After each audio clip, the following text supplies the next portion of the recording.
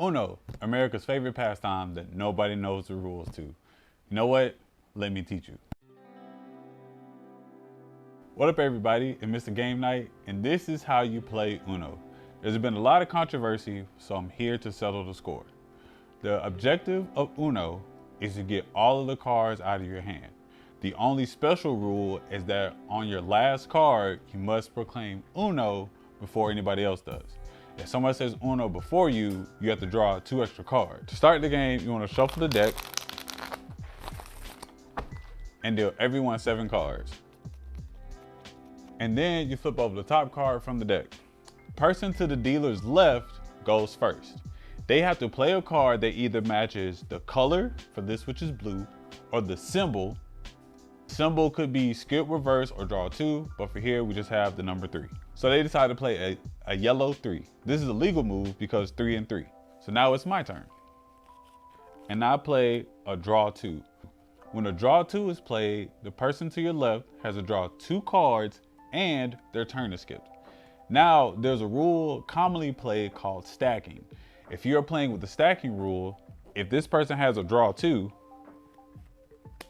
they can put out their draw 2. Now the person to their left has to draw 4, unless they also have a draw 2.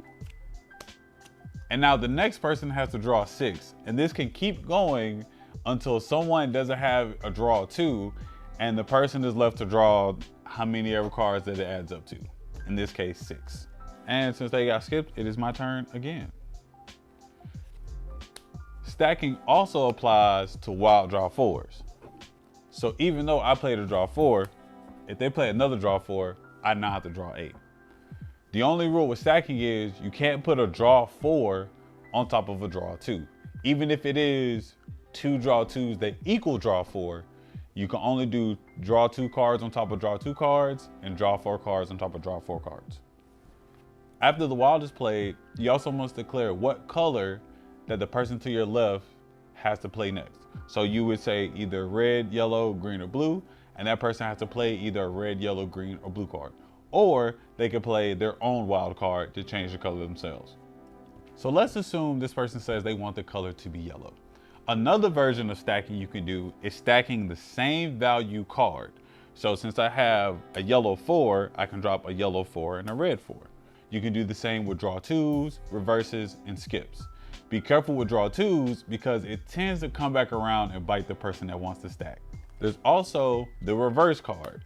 When the reverse card is played, the direction that people are going in is now reversed. So we start going to the left. When the first reverse is played, we start playing to the right. That immediately skips the person to my left and goes back to the person to my right. Lastly, there's the skip card. The skip card skips the next person whose turn it is. You can stack multiple skips to skip around the table, but the skip does not affect yourself. So if there are 3 people playing and you play 3 skips, you will skip the first person, the second person, you are safe, and then the next person is skipped again. Now I bet you're wondering, what happens when you don't have a card that matches the color or the symbol of the card that's on the deck? Well, you draw one card from the draw pile. If that card is a legal play, you may play it. Now there are some people who want you to draw until you can play, and those people just want to watch the world burn. Now, there are a couple optional rules that you can add for a bit more chaos if you would like to indulge. One of those rules is runs.